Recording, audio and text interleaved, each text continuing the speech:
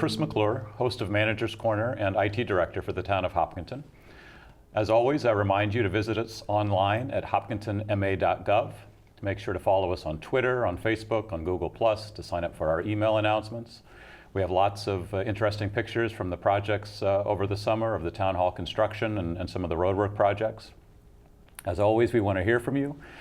Send us an email, use some of the comment and feedback forms, and we look forward to having a conversation about Hopkinton and its future. Joining us today is the new Chief of Police, Ed Lee. Welcome. Chris, pleasure to be here. So I get to be in the interrogation. That's right. Seat for this one. Yeah. Let's talk a little bit about, before we talk about you and your background, sort of some of the services that the Hopkinton Police Department provides to the community, sort of above and beyond, giving people speeding tickets and some of the more unpopular things. But you guys do a lot of great work in the community and offer a lot of services. Absolutely, and as a matter of fact, we were just rated by the town in a survey in the past, before I got here, just on safety, and we were number one in that area, and I think it's because of all the little things that we do to ensure the safety of the community. I think that was a Hopkinton satisfaction survey that residents completed, yes. And the results of which are posted online if you want to read up on that. Yes, and just things such as car safety are always available to install seats at the station, which is an important thing. Some people might think that, just clicking the baby in there and pulling a few belts, it goes into much more depth than that, and that's why we're there to educate and actually install seats for citizens, free of charge, of course. Yeah. One of the other things we do, in coming from a different background, different police departments, is a real community service type thing, is home checks for people. When they're on vacation or out of town for certain areas. We take that extra step to make sure that the security of the houses is adequate, and that's just another service that we provide. We've been doing it for years at the Hopkinton Police Department. We have great working relationships with the school department, and school safety is priority number one. We have a school safety team that we work in conjunction with the superintendent of schools and other members of the school system, as well as other stakeholders that are involved in this. And we're always looking at those cutting-edge ways to keep our kids safe, and we will continue to do that. Other things such as the RAD program, and that's one of the programs which rape, aggression, defense, and we certainly put on many classes over the years to ensure the safety of females in those type of situations. And it's just a great program, and it gives women the confidence to be able to fight off a would-be aggressor. Right. And you were telling me you were doing some restorative justice program with some... Yeah, we have like 2 programs now that we're working on, and Phil Powers, our SRO, School Resource Officer, is deeply entrenched in both of them. One is the diversion program, and which that is, sometimes kids will make mistakes, and do you want to necessarily throw them right into the court system and give them a record or things like that? Sometimes second chances are what is needed, and this type of program diverts that type of sentencing to maybe community service. The newer thing we're working on is restorative justice, and that's a new concept in law enforcement that's really taken off, and that the main focus is more on the victim of the crime rather than the defendant. And we're working at that on the juvenile level right now, where the victims have input, and the offender can really get a grasp of, what I did really affected someone, or affected other people, or affected the town. And that type of restorative justice is the one, give the victims some type of closure, and 2, make the offender realize, the impact on committing crime. And you guys manage all the firearms licensing. Oh, yes. For residents.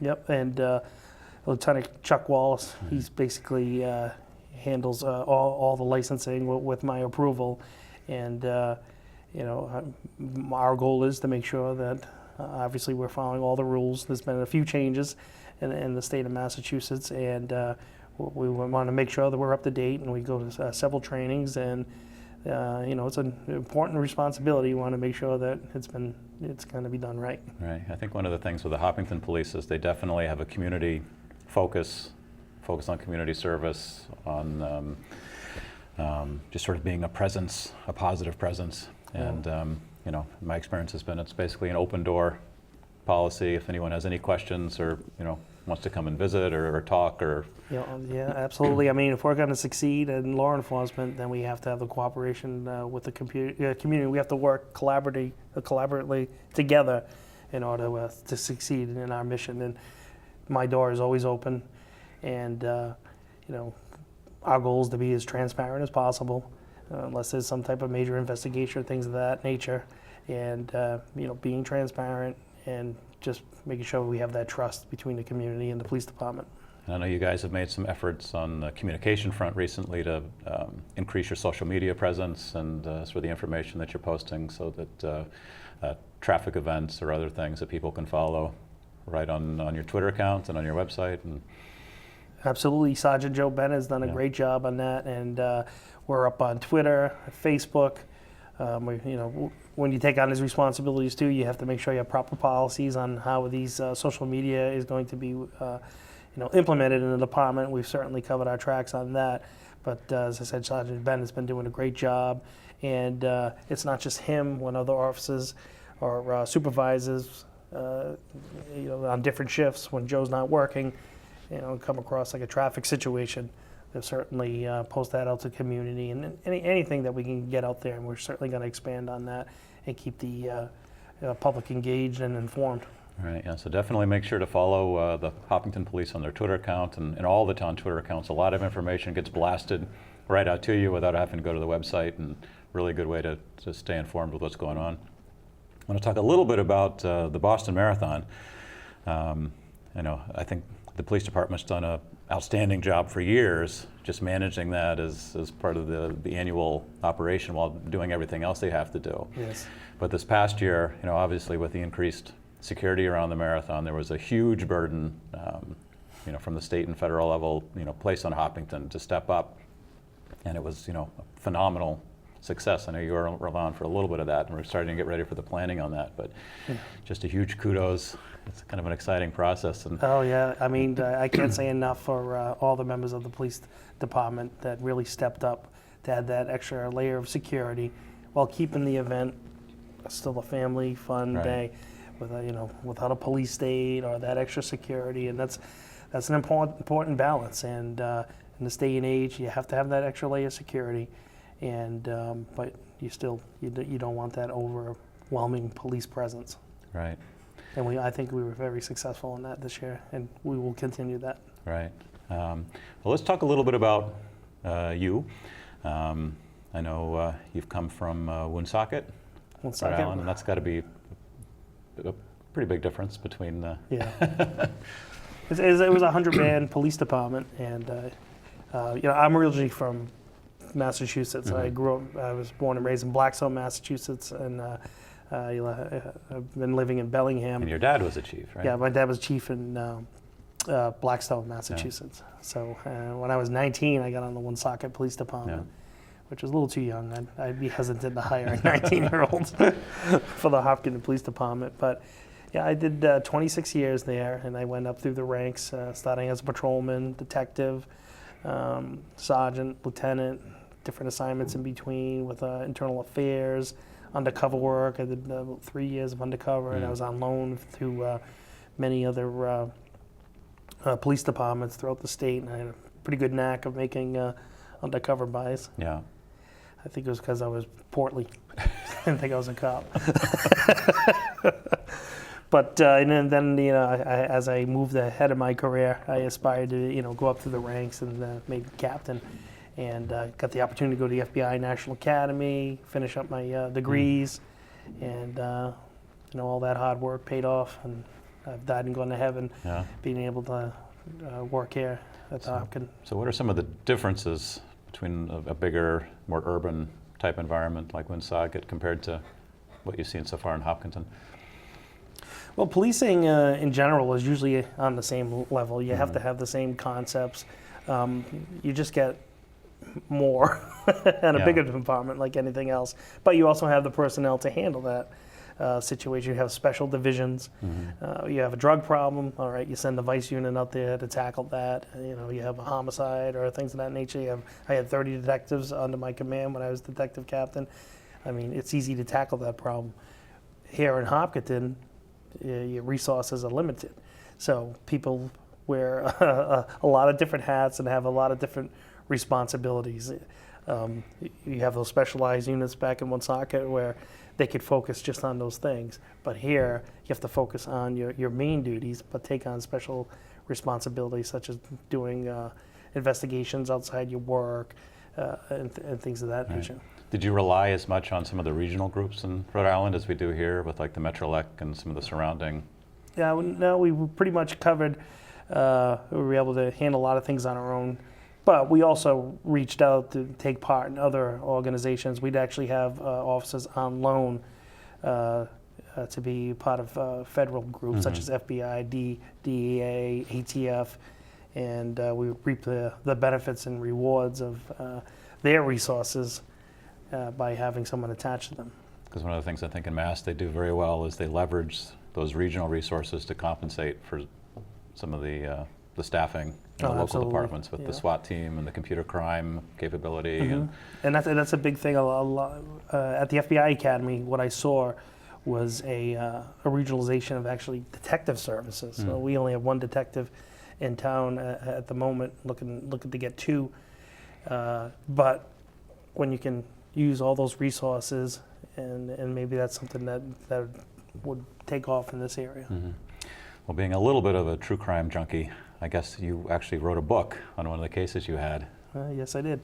I was involved in a missing persons case back in 2004, and it was a third missing, a prostitute that had gone missing within a year period, and I caught the last case.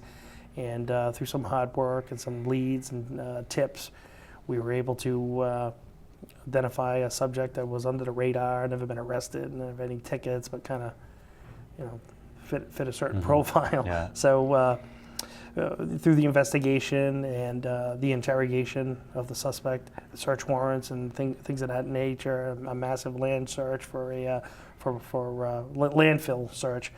Was the first that ever happened in Rhode Island to actually locate a body. We were able to locate that body. I was able to obtain a confession from the suspect, and it was good police work by myself and other members of the Woonsocket Police Department, and got a little notoriety of it. And then I was approached by someone who wrote true crime stories, and I looked at it as a way of expressing what good work the Woonsocket Police Department had done. Right. Yeah. So this was a serial killer case. Yes, exactly. How many victims? 3 victims over a year period. Wow. And he was intending on doing more. It's something that was inside him that he wasn't able to stop. This irresistible urge. A lot of times, serial killers will, fantasize about doing something, and but once they take that first step. And actually, his first victim, he kind of hesitated, had a strangulation episode. Then he went back and finished her off. But once he completed that act, there was something in him that he wasn't going to be able to stop. And he was quite frank about it. And we had a 6-hour interrogation. And once I was able to break him down to confess, he talked for everything just came out at that point. What's the name of the book? The book is Ripper. Ripper. All right. It's a catchy title. Well, basically all 3 victims were victims of strangulation. Yeah. And then he dismembered them all in his bathtub and put them in trash bags and put them in dumpsters throughout the city, and then which led us to the landfill search. And we were only be able to find certain remains for only 1 victim. Right. I think that's the first time on Manager's Corner we've talked about dismemberment. Well, glad I could bring it to the table. Maybe our ratings will go up now. Well, yes. Are there lessons that you find that you bring from the bigger department that kind of give you a different vision? And I think, especially in the area of leadership, that the fact that I've supervised so many people over the years. I had a 100-man police department, but you had a lot of retirees and different people who would come and go. So you're dealing with a lot of different personalities and a lot of different situations and scenarios that, that has prepared me for the Hopkinton Police Department, whether it's discipline, promotions, things of that nature. You're able to, fall back on your experience and say, I've dealt with this situation before. And maybe it didn't work out that well in my prior occupation, but it certainly, you learn, you build upon those things. Right. And you grab those successes you had in the past, and I certainly want to make sure that I'm successful here. Well, I know one of the big challenges is this focus on sort of statistics and sort of professional policing.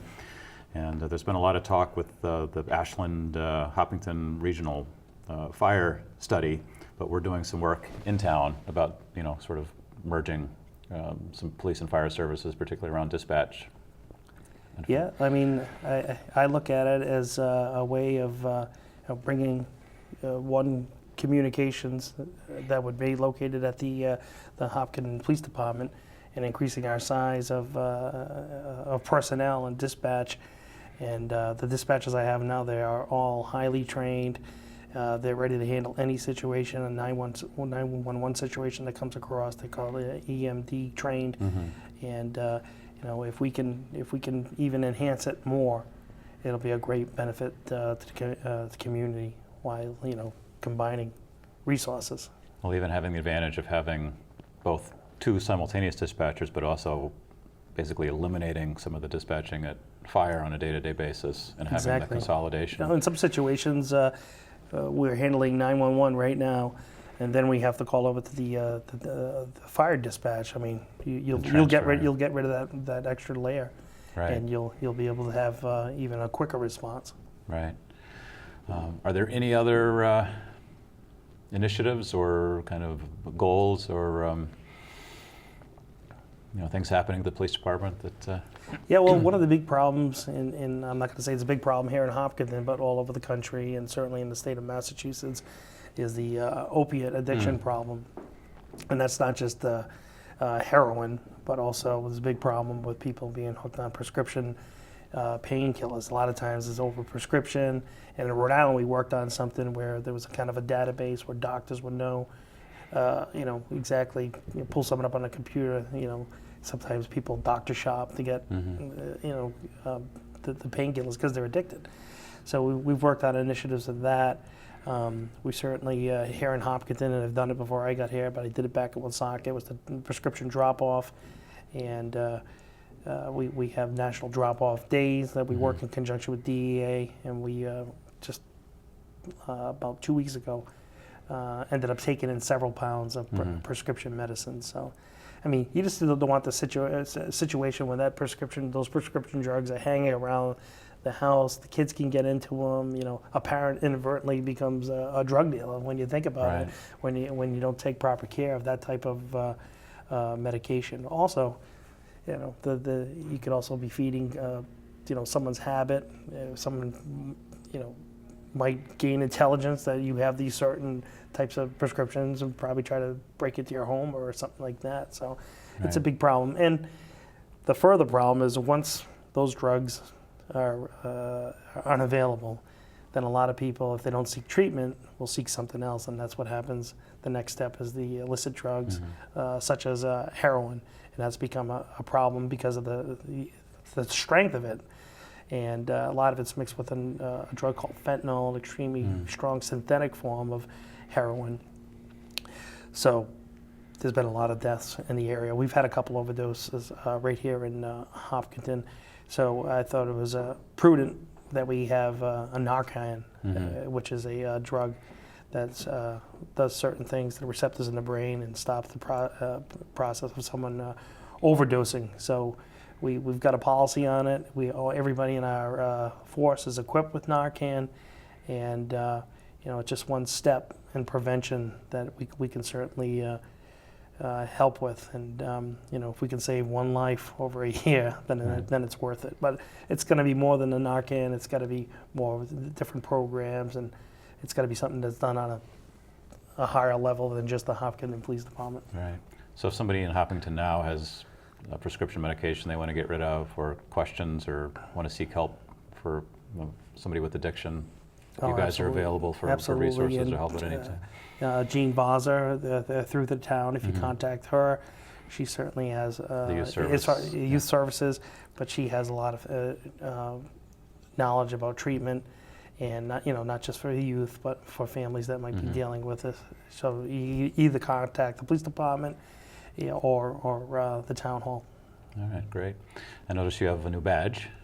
Yes, this is something that I came to town, and some of the officers were asking, maybe it's time for a new badge. And the last thing I wanted to do was mess with the history of the town coming. But what we did was pretty democratic. We put this badge along with another kind of a modern badge out there for all the officers to look at and vote on. And we were able to do that through our email system. Yeah. And this was a unanimous winner. It's actually an old Hopkinton badge, and I don't know how many years, but I think it's over 100 years old. And I thought Joe Bennett was the one who actually designed it, along with Aaron O'Neill. And it's kind of fitting with the 300th anniversary coming up, kind of going old school. I should take a good picture and tweet it out. Yeah, definitely, we will. Now, you guys just participated in the National Night Out. Yes. A couple months ago? Yes. Was that the first time that Hopkinton participated? Yeah, it was the first time. It was something that I did back in Woonsocket, and it happens nationally. But I thought it'd be important to bring that here to Hopkinton, and we had quite a bit of people show up. And I think once people get, the word gets out of the event, I think we're certainly going to have more as each year goes on, and. We had a lot of educational things for people there, but we also made it fun for kids and adults as well with certain events and activities. And food, who doesn't like food? They had burgers and hot dogs. So it was a great time, and it was nice to see all the people that came out in the community. And that's something I'm big upon, that I'm going to build upon, and that's being out there in the community and getting that visibility. It's all, not just me, the chief, but my whole department. Right. It's all about our branding and getting our message out, and that's why the social media and these types of activities, and we're going to continue on that route. So that's an annual thing that you're going to participate in. Yeah. Yes. So definitely. And I can't thank certain people enough. A lot of donations came in. Colella's was really huge in supplying the food, as well as Price Chopper and other vendors in town. Yeah. So if you had an opportunity to attend this year, thanks. And if you didn't, and if you did, make sure you go to next year's, and it's going to be an annual way to kind of meet and greet your local police officers. We were supposed to have the state police helicopter land, but I got caught in a thunderstorm. Oh. So next year, they promise we'll be first on their list. But definitely, the Hopkinton Police Department is here. Focusing on prevention, on community service, on really just providing excellent professional police service, to the community. And please take advantage of everything they have to offer, whether it be a car seat or information, or just a visitor, say hi. Absolutely. I mean, this is a great town. I'm honored to work here, and I have a great police department. The men and women down there are all across the street. They're all dedicated, and just a great organization. And this is a great community, and I thank everybody who's been very gracious in me coming here to work as the chief of police. And we'll have another great marathon in the spring. We will. And great. So, all right, Chief, thanks for coming on. Thank you very much, Chris. Thank you. And thank you for tuning in to another episode of Manager's Corner. As always, make sure to follow us online at hopkintonma.gov. Follow us, email us. Let us know what you think. We're always open to new ideas. If there's a guest or a topic you'd like to see covered on this show, let us know about it. We'll do our best. Until next time.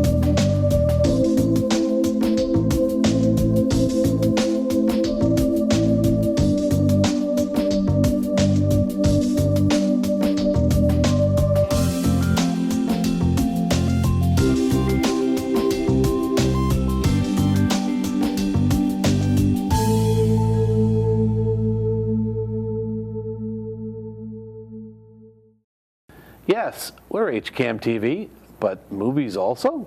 Dive-In Drive-In is a new program featuring the HCAM staff's favorite B movies. Check our schedule at hcam.tv for the next showing of some of the more forgotten films. Black and white or color, join Mike Terosian and myself as we introduce and give you some interesting facts about the cast and crews of classic movies. We hope you'll enjoy these treasured films of yesteryear. Hi, I'm Cheryl Peralt, host of the program Meet Your Neighbor on HCAM-TV. This show introduces you to Hopkinton residents, the many interesting people who are our neighbors, and we invite them to share stories, experiences, insights, and observations from their lives. We'd like to hear who you think should be interviewed on our program. So if you know someone that Hopkinton should get to know more about, please email me, and stay tuned for more episodes of Meet Your Neighbor on HCAM-TV. HCAM-TV showing movies. That's right. Dive-In Drive-In's a new show on HCAM. Join Mike and I as we present some B movies. Movies that have piqued the two Mike's interest. And not to mention, they're also free. We'll give you some interesting tidbits about the cast and crews. And point out some of the reasons these are classic B films. So check out the HCAM-TV website at hcam.tv for movie names and showtimes.